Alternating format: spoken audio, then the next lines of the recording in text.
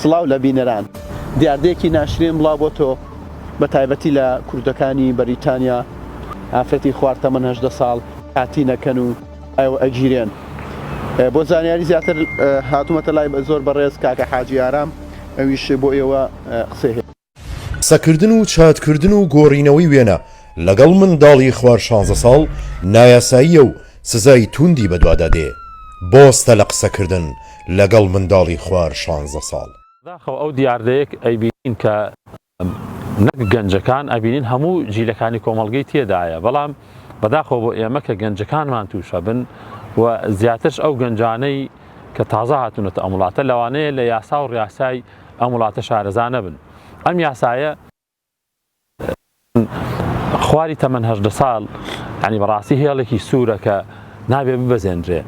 بەداخەوە بینی کە گەنجەکانمان یاخود ئەوانەی کە توش بوون چەند کەسێک تا ئێستا کورد کە توش بوون بڵاو کراوەتەوە لە ناو سۆسیال میدیا خەڵک بینیوێتی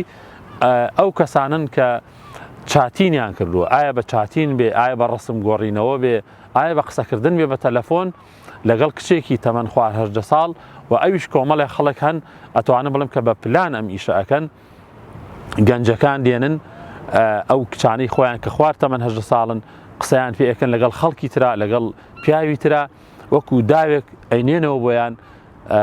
هەموو چاتین و قسەکانیان ڕیکۆرد دەکەن و بە بەڵگەوە کاتێک کە ئەچن بۆ لای ئەو کەسە ینی لە هەر لە ڤیدۆکە ببینێت لە لایفەکە ئیکەنەوە هەموو بەڵگەکانیان پێەیە ناتوانانی حاشای لێ بکەیت. ئەمە چەند هۆکارێکی یەکەم جاری وا هەیە بۆ ئەوەیە کە ئەو خەڵکە بێگانە خراپ بکرێ لێرە و ئەوانەی کە بە دوای ئیشی خراپان بیان دۆزنەوە بزان ئەم کەسانە کە ینی ئەیانەوێ تعدای جنسی لە خوار 18 ساڵ کە بە مناڵ حسابی بۆ ئەکرێ و یاخود جاری واش هەیە ئەیانەوێت دوای ئەوە تەعویز وەرگرنەوە واتە ئەو کچەی کە بەم شێوازە تعدای لێ بکرێ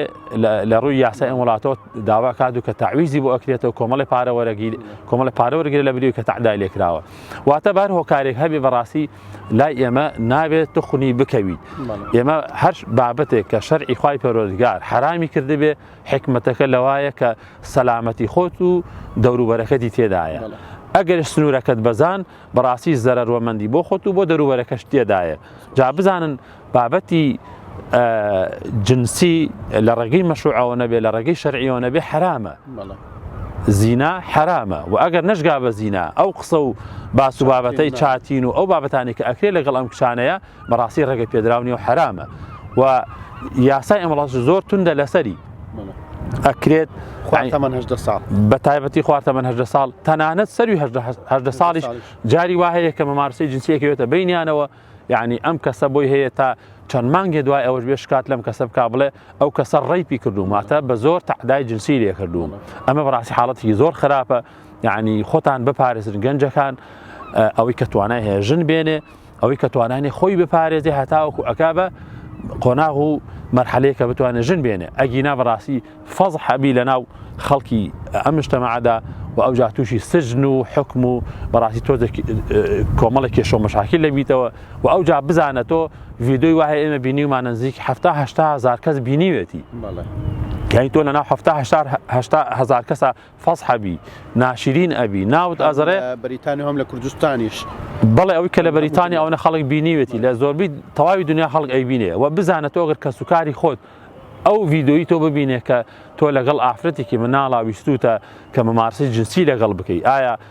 منداڵ بێ یاخود منداڵیش نەبێ چەند ناشرینە چەند نەنگیە بۆ کەسوکارت چەند عیبەیە چەند سەرشۆڕیە بۆ خۆت و بۆ کەسوکارت بۆیە خۆتانی لێ دوور بگرن و ئێمە ئەگەر لە دنیادا ئاها فەزاحەتێک ڕوومان تێ بکە خوا نەخواستە ئەبێ فەزاحەتی قیامەت چۆن بێ لە ڕۆژێکا کە خوای پەروەردگار لەبەر هەموو مەخلوق لەبەر چاو هەموو مەخلوقاتە نامی ئەعمالەدا بەدەستەوە سەیرەکەی کتێبێکی تایە ئەڵێ لە بەریتانیا لە فڵان شار لە فڵان شوێن لەگەڵ فڵان کەسە هاتی ئەم کارە خراپەت کردووە بەڕاستی کارێکی زۆر خراپە خۆتان پارێزن بۆ ئەوی بە سەلامەت بمێننەوە بە سەلامەت دەربچن ژیانتان لە سجنا بەسەر نەبن بەڕێزان و خۆشەویستان ئومێد دەکەم کە هەموو کەسێ دوور بێ لەو حاڵەت واردۆخە. زۆر سپاس کاکە حاجی زۆر سپاس کە بینەرمان بوون.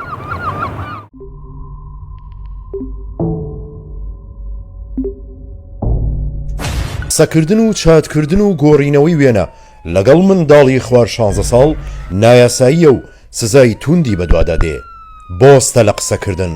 لەگەڵ منداڵی خوار 16 ساڵ.